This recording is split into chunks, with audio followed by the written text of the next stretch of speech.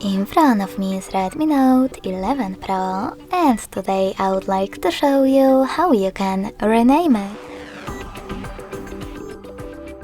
First of all, go into Settings and tap on About Phone at the top.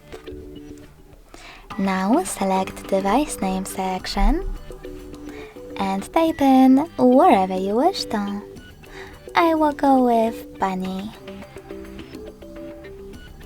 When you finished, you can save your new name by tapping on check mark at the top right corner. So when I do that, as you can see, name of my device has changed. Thanks so much for watching. If you enjoyed this video, smash that like button, comment and subscribe. Bye!